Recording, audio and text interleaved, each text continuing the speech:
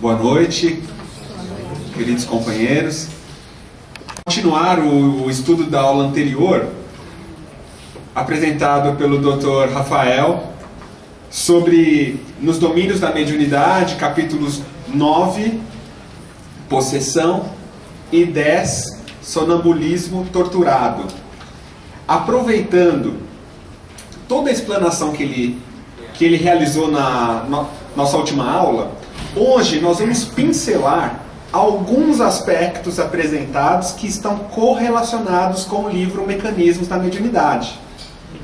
Então, nesse sentido, nós encontramos, dentro do planejamento das aulas, os temas obsessão, do livro Mecanismos, não recordo agora o número do capítulo, mas é obsessão 24. E alguns capítulos sobre fenômeno hipnótico, que são temas que foram abordados na aula passada. Então, basicamente, serão esses dois temas para puxar a relação. Vamos precisar de um pouco lembrar alguns acontecimentos, né, desses dois capítulos, e que nós vamos trabalhar começando com a parte da obsessão. Então aqui, no início do capítulo 9, de Nos Domínios da Mediunidade, um assistido, né, de nome Pedro, ele estava sendo, digamos que, recebendo a influência, né, de um espírito, conforme o Dr. Rafael apresentou, e nesta influência foi visualizado até o próprio ataque epilético. Ele teve, com toda a sintomatologia clássica, etc. Ele ficou inconsciente, como podemos lembrar. E o que é interessante, que ele diz, Pedro e o obsessor que o jugulava pareciam agora fundidos um no outro. Percebendo a dificuldade para atingir o obsessor com a palavra falada, Dona Celina era a médium da equipe. Ela intercedeu, né, com o auxílio de nosso orientador, formulou vibrante prece, implorando a compaixão divina para os infortunados companheiros que ali se digladiavam inutilmente.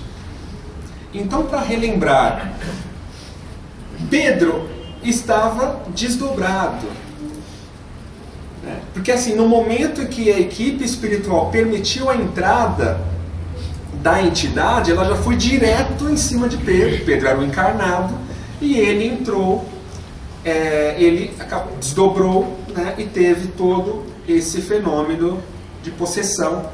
Só que espiritualmente eles estavam se digladiando um ao outro. Enquanto isso, o seu corpo físico em uma situação de ataque epilético ali.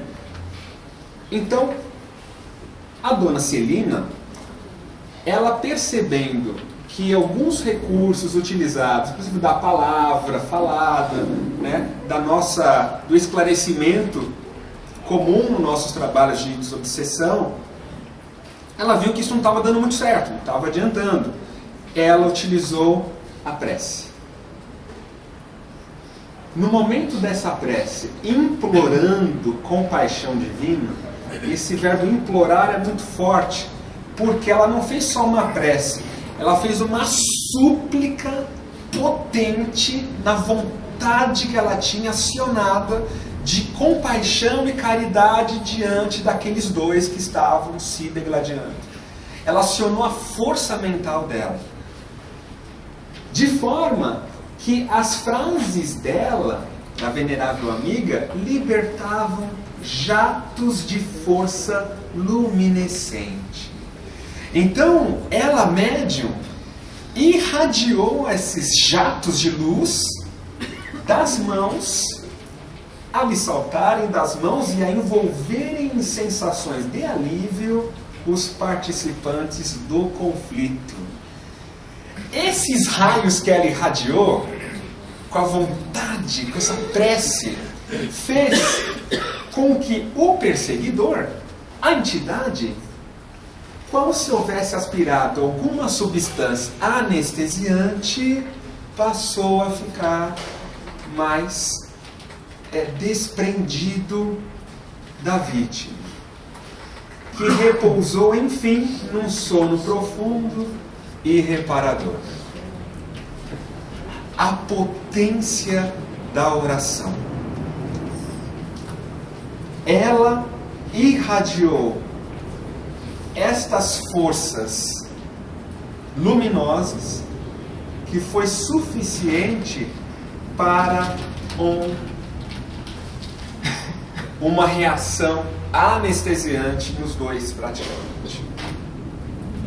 O que isso está relacionado com mecanismos?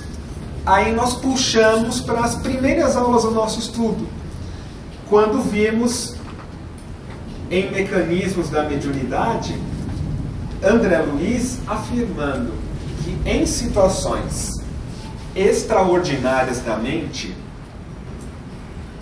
as laboriosas e aturadas concentrações de força mental ou as súplicas aflitivas.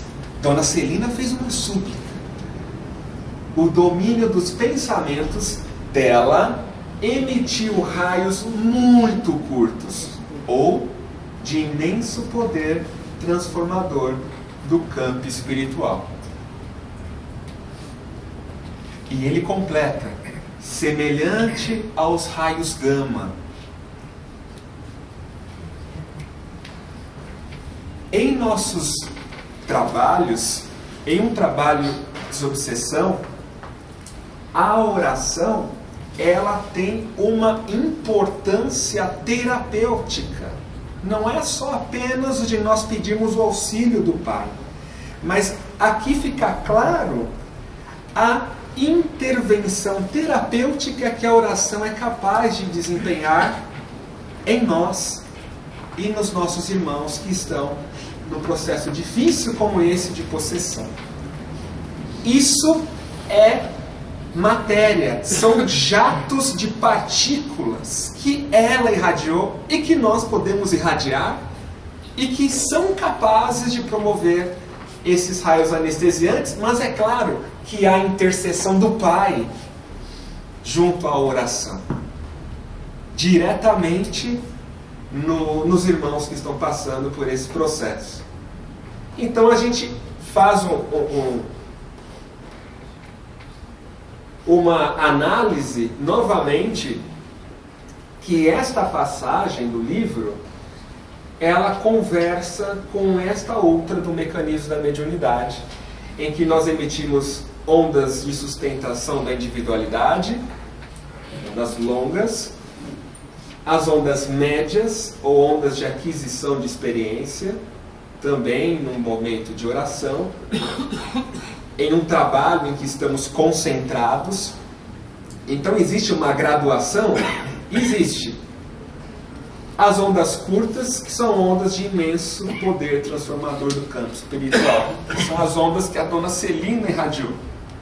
Então, em nossos trabalhos ou em nossos estudos, é importante identificar assim, qual é o meu estado? Eu só estou sustentando a minha individualidade nesse momento, em que o irmão está no processo de possessão? Ou eu só estou em ondas de aquisição de experiência? Como está o meu estado? Então, que tipo de onda mental eu posso oferecer nessa situação, num trabalho na nossa seara espírita? Então, que tipo de onda eu posso oferecer, já que a nossa onda mental, e aqui podemos falar, no caso, todos os médiuns. A Dona Celina estava com a médium ali, sustentação, esclarecedora. Então, olha o papel importante de todos os médiuns, né, que estão ali e que podem ter uma irradiação que desenvolva uma ação terapêutica nas entidades. Nós podemos refletir sobre que onda mental eu devo ou eu posso estar irradiando nesse instante. Pensando também que aqui é um nível de concentração. Em ondas médias a concentração aumenta junto ao Pai, e nas ondas curtas a concentração junto ao Criador é mais forte. Isso determina no corpo mental, o campo mental, a irradiação de frequências mais sutis de nossa alma. E aí é interessante porque que Jesus diz: vós sois deuses, no sermão da montanha. Vós sois a luz do mundo. Brilhe vossa luz. Esta energia, ela no cérebro também estará sendo transferida para os nossos órgãos.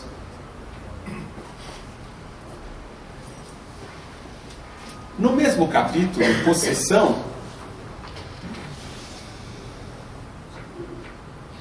um dos orientadores afirma para nós que nessa aflitiva situação em que Pedro se achava, ele na verdade se achava nas regiões inferiores, antes da presente encarnação, que lhe constitui uma bênção. Por muitos anos, ele e o adversário rolaram nas zonas purgatoriais, em franco duelo.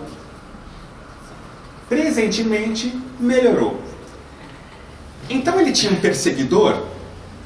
Eles já estavam naquela situação, tinha um perseguidor, ele encarnado, e o outro desencarnado. Eles já estavam degladiando antes do próprio reencarno. Então a coisa não vinha de agora. Como eles já estavam em duelo antes, isso se perpetuou ainda durante a encarnação. E ele continua dizendo: qual ocorrem muitos processos semelhantes. Os reencontros de ambos são agora mais espaçados, dando aso ao fenômeno que observamos, em razão de o rapaz ainda trazer o corpo perispirítico provisoriamente lesado em centros importantes.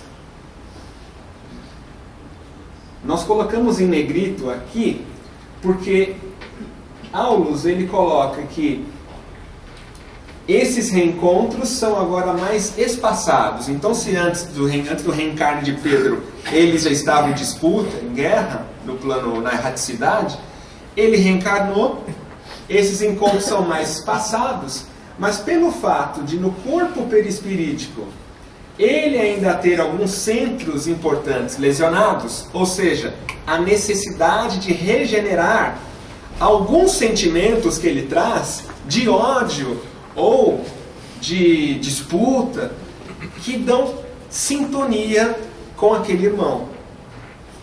Então o que acontece? Como Pedro tem ainda alguns centros importantes no perispírito, centros energéticos no perispírito, a serem mudados, ocorre ainda a possibilidade da atuação daquele irmão, né? Então é nesse sentido, como existe aqui uns centros importantes a serem regenerados no perispírito, é que nós podemos agora perceber que a necessidade de uma terapêutica passa a ser importante para ambos. O desencarnado necessita ser tratado, como também o encarnado, para regenerar esses centros energéticos do perispírito. Então é aqui que a gente percebe, a gente faz o link desse momento, o link com o mecanismo da mediunidade, capítulo 24, obsessão.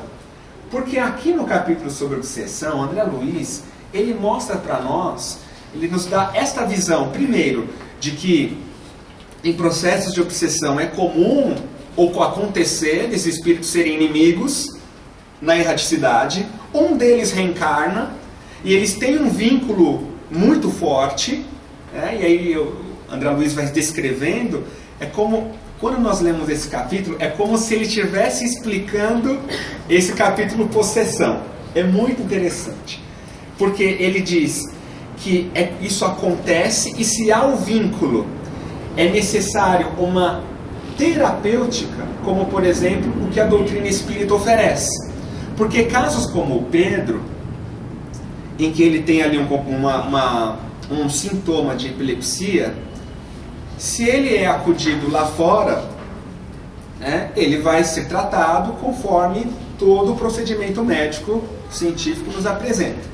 Mas se ele é trazido numa casa espírita, é aqui que a gente puxa o gancho, porque a doutrina espírita e a casa espírita pode desempenhar uma proposta terapêutica, porque é uma manifestação de mediunidade por parte de Pedro, que está nesse caso sofrendo obsessão.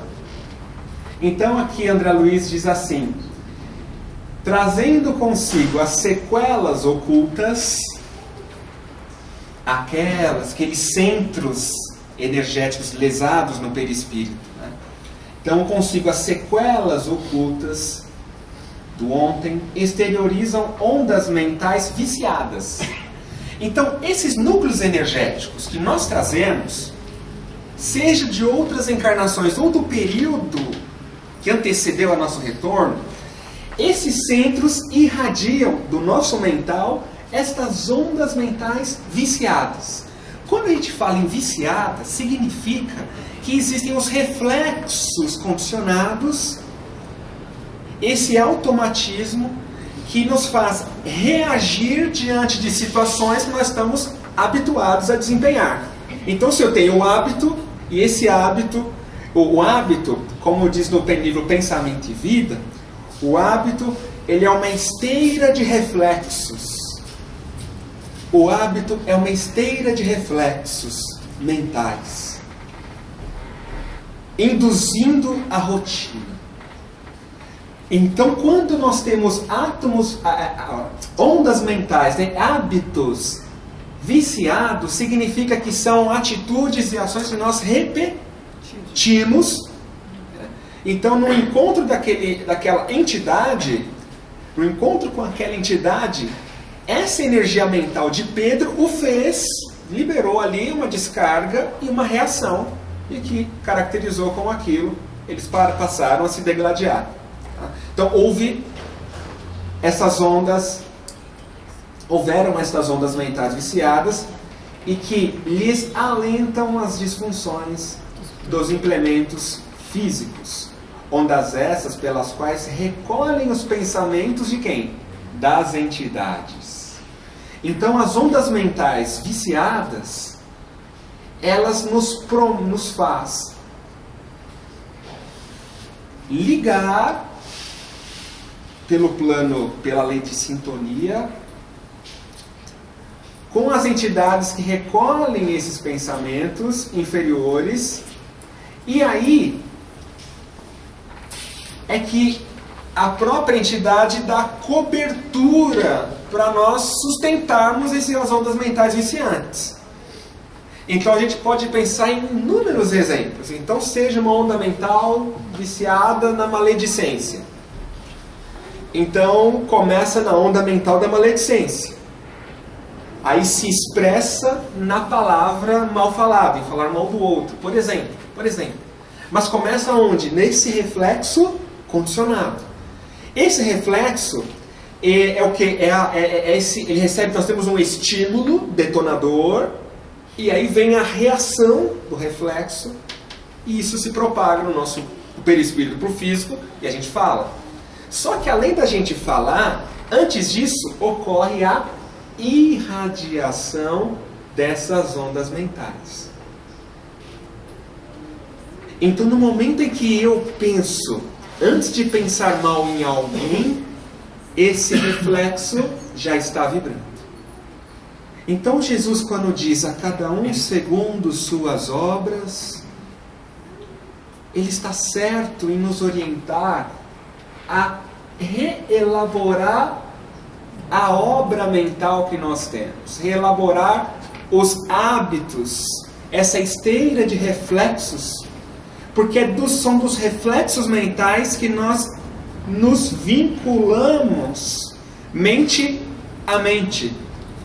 E esse vínculo se dá entre dimensões, ou seja, encarnado, desencarnado, como ocorreu com Pedro no capítulo 9. Está clara a ideia? Nesse sentido, amados companheiros,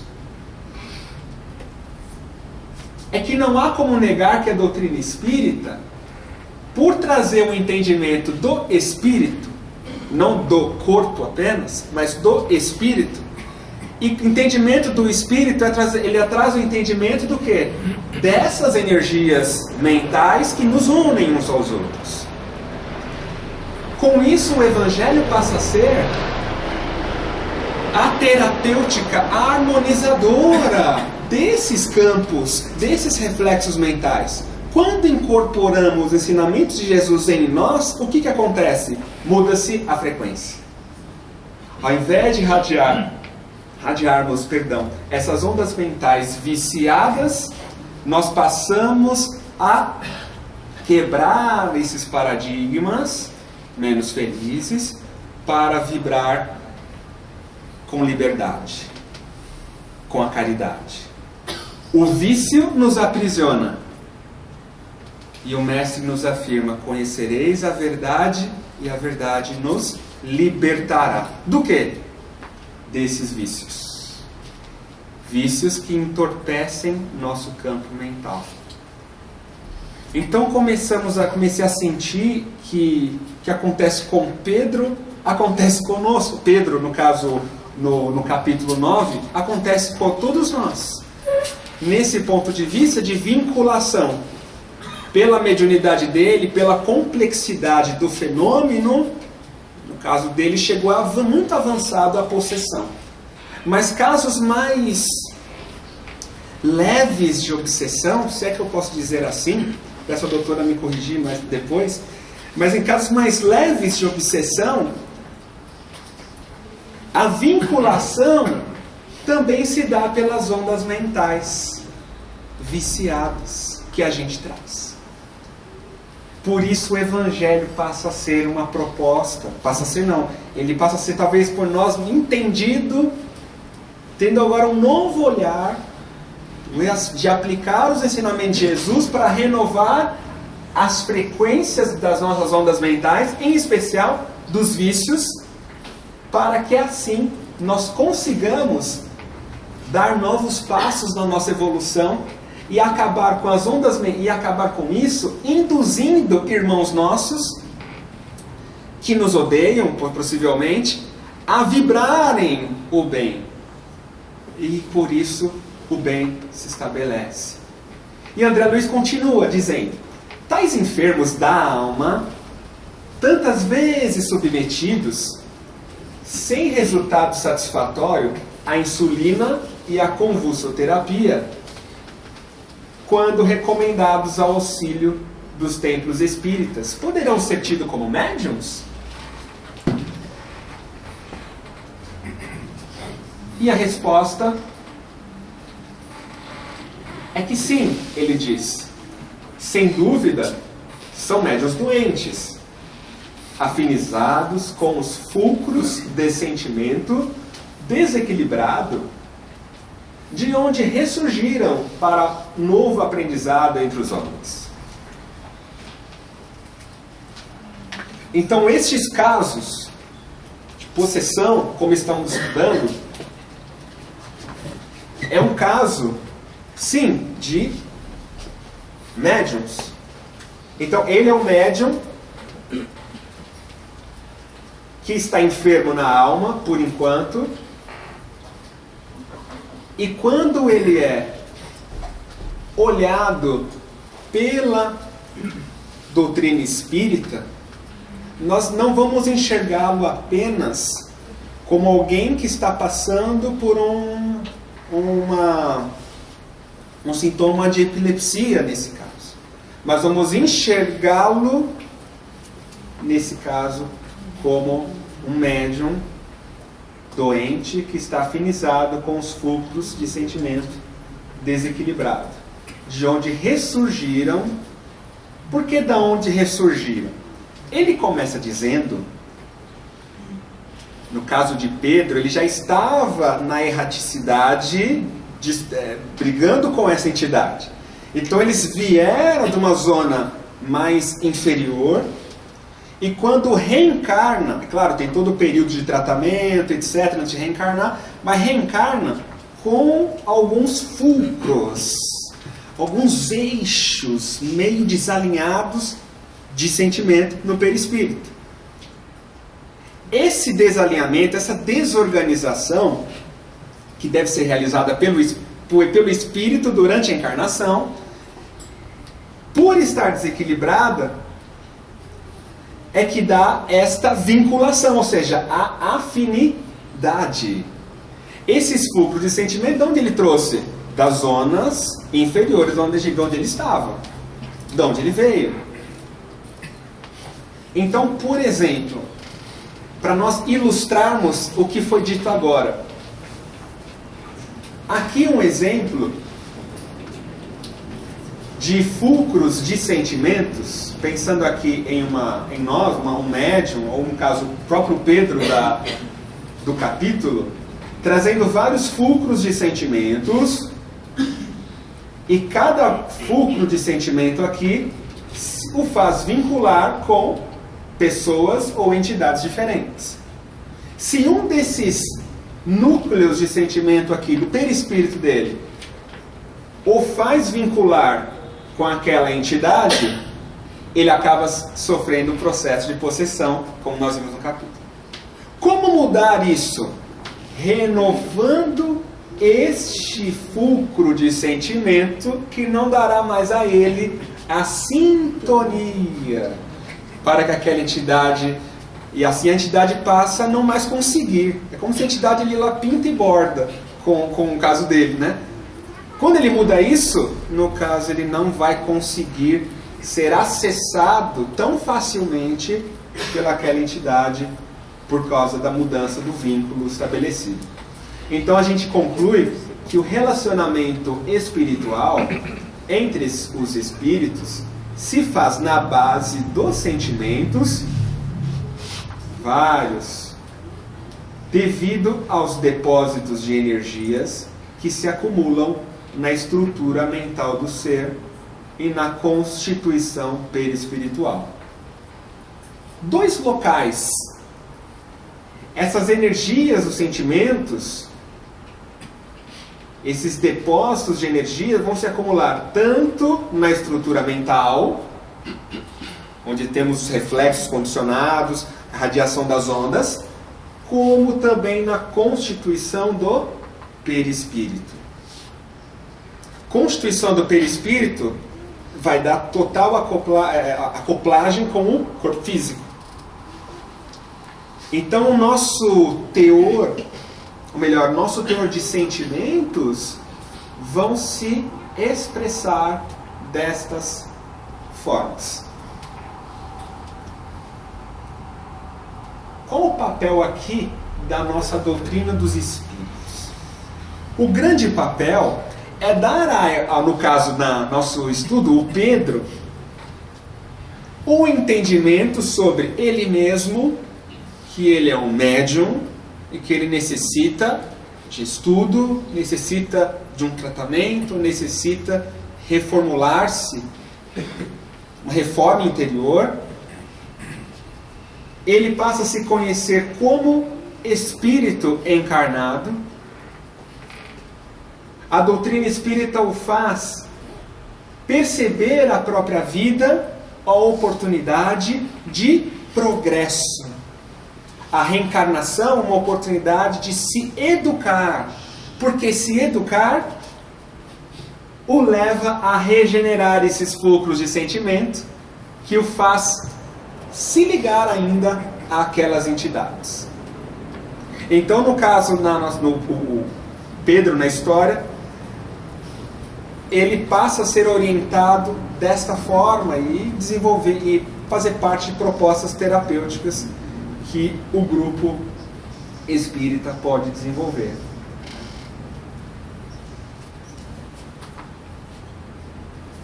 Por certa cota de tempo, são intérpretes de forças degradadas, às quais é preciso opor a intervenção moral necessária, do mesmo modo que se prescreve medicação aos enfermos. André Luiz, em Mecanismos. Nós achamos muito interessante, porque ele diz que por um certo tempo eles vão continuar sendo médiuns, intérpretes dessas forças degradadas, às quais é preciso opor a intervenção moral. Quando se fala em intervenção moral, nós temos o ensinamento de Jesus, temos as leis morais, mas ele coloca de forma que eu achei muito interessante, do mesmo modo que se prescreve medicação aos enfermos. Então, qual é a medicação que esse espírito necessita, que esse encarnado está necessitando? Então, se é a culpa, como ocorre no capítulo seguinte, no sonambulismo torturado, é a culpa, então ele necessita de uma medicação moral necessária. O auto-perdão, passagem de Jesus com a mulher adúltera, é uma intervenção terapêutica quando a gente passa a refletir. Se é medo, se é o medo que o faz se vincular a essas forças, ele precisa de uma receita pautada na fé.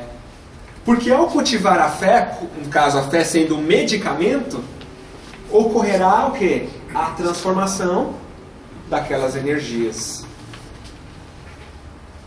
Se os fulcros de sentimentos aqui, menos felizes, se alguns deles são de revolta, e essa revolta o faz agora ter pensamentos de suicídio e se vincular a entidades menos felizes, que medicamento moral podemos receber numa situação de revolta?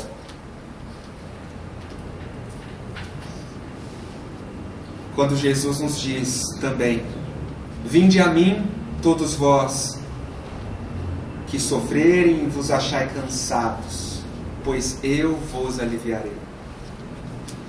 Tomai sobre vós o meu manto, porque sou simples e humilde de coração, e encontrareis repouso para vossas almas. Pois o meu jugo é suave e o meu fardo é leve. Ajudar o ser a refletir numa passagem como essa, numa intervenção de uma assistência fraterna, num diálogo, num estudo, trazer essa passagem de Jesus, por exemplo, como intervenção moral necessária para que ele consiga renovar aquela revolta que o vincula.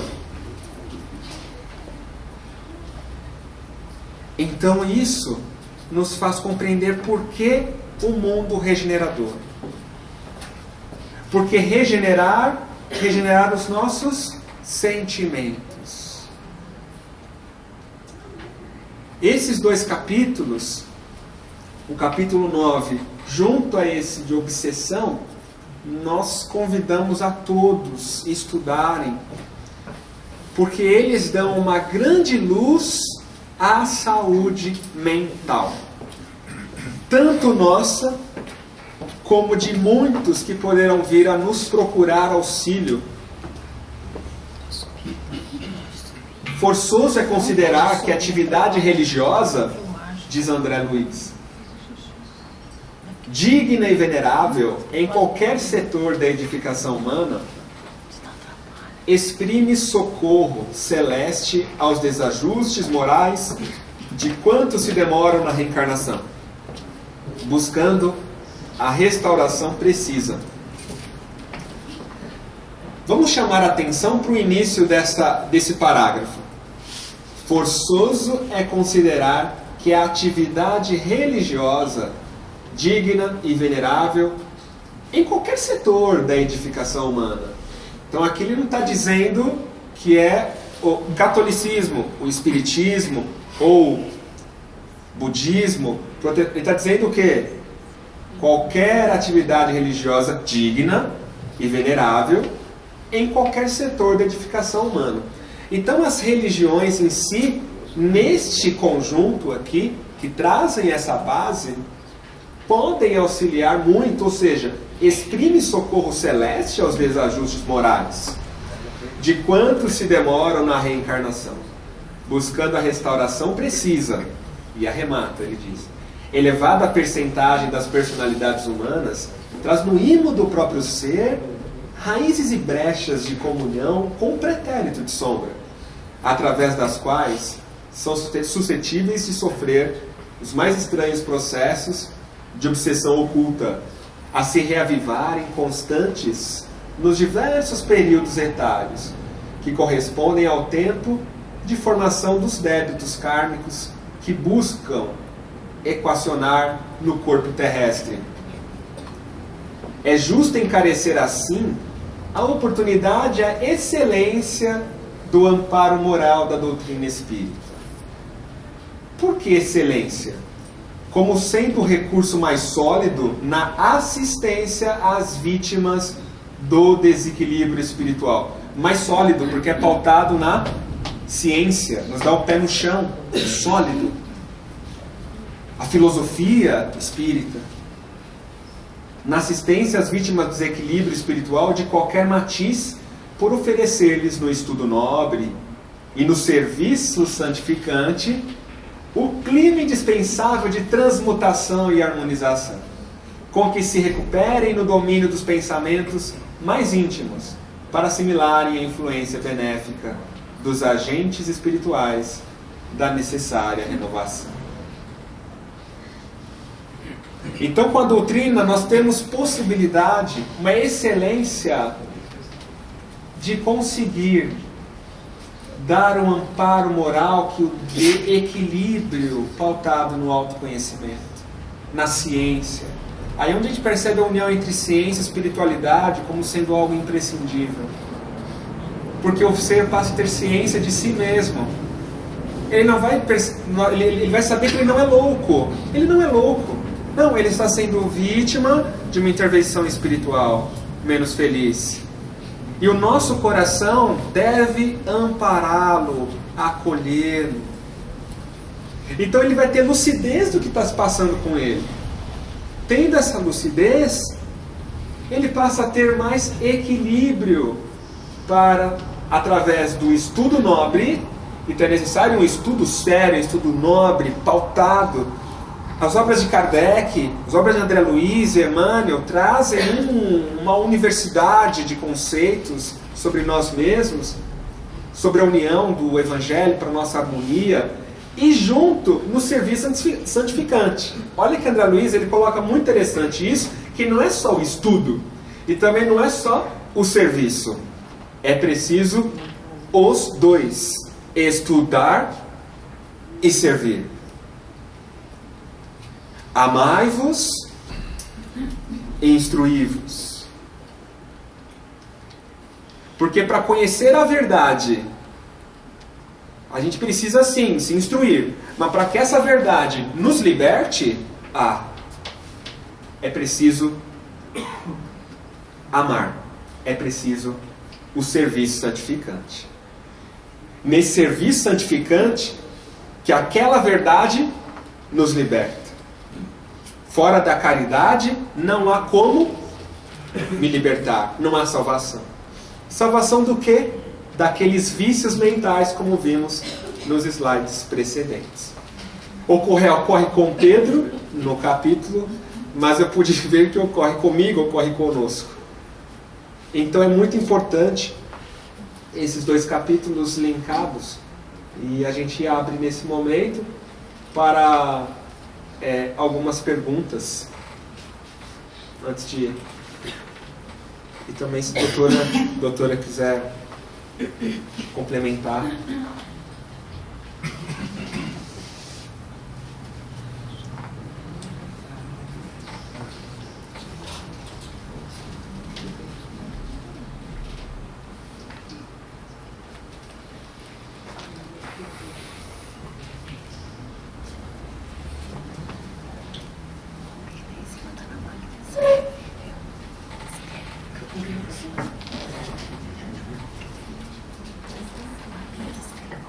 que nos têm perguntado sobre a questão da epilepsia.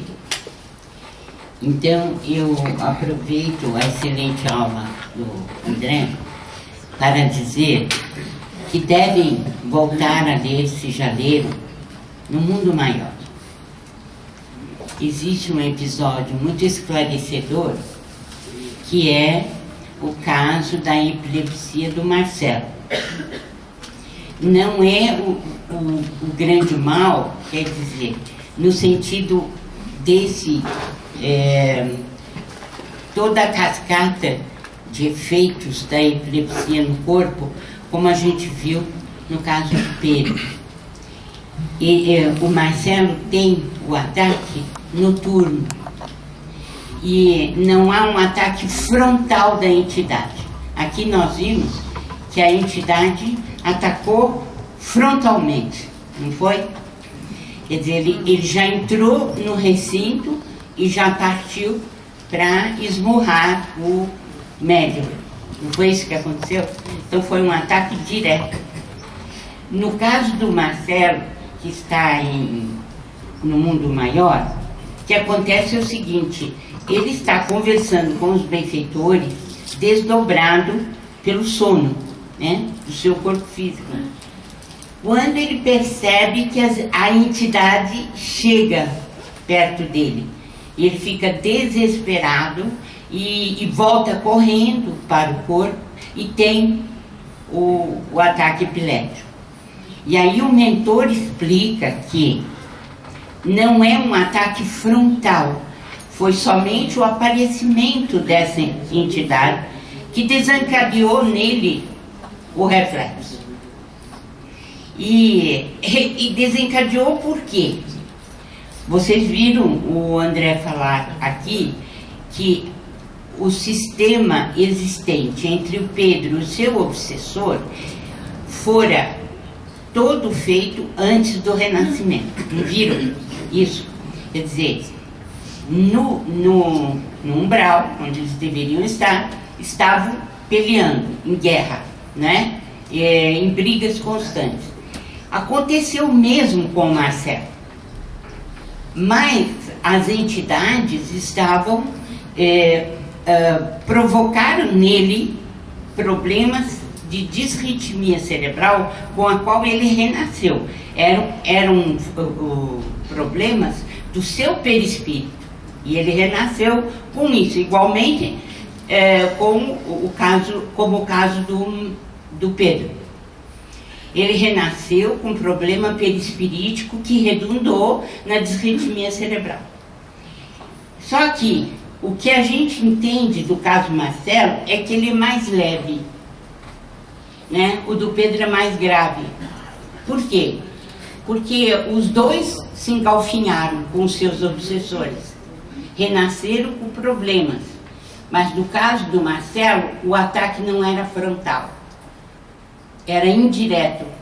A simples aproximação da entidade desencadeava o processo, né? Então, respondendo a quem nos perguntou sobre epilepsia, posso dizer que existe a possibilidade desses dois casos a serem estudados, né? Mas que nem tudo está absolutamente relacionado com esses casos. Nós podemos ter problemas iguais, né?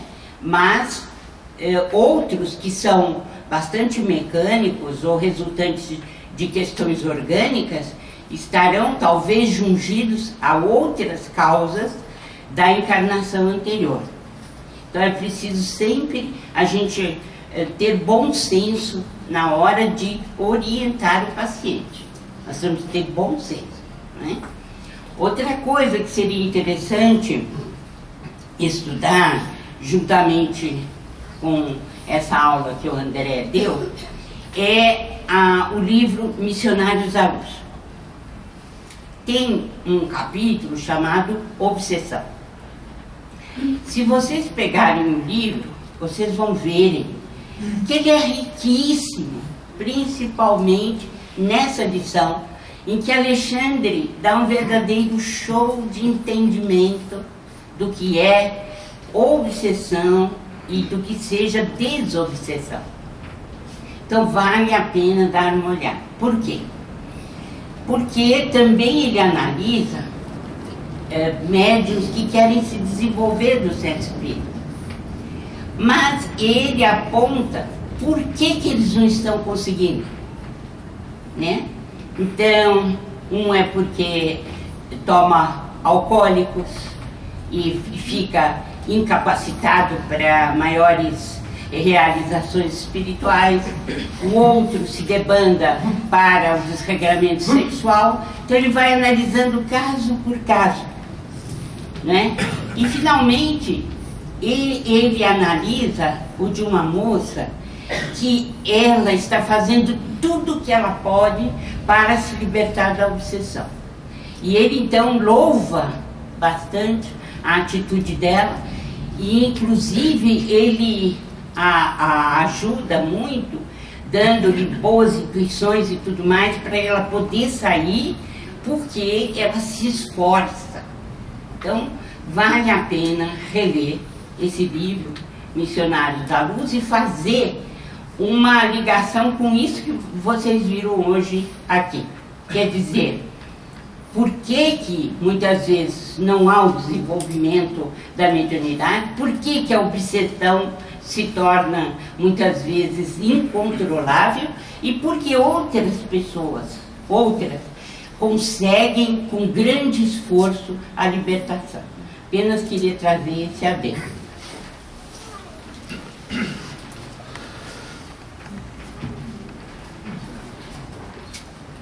Nosso próximo encontro, próxima aula, nós abordaremos o fenômeno hipnótico, que é outra parte que vincula os mecanismos a esses dois capítulos que o Dr. Rafael apresentou na aula passada.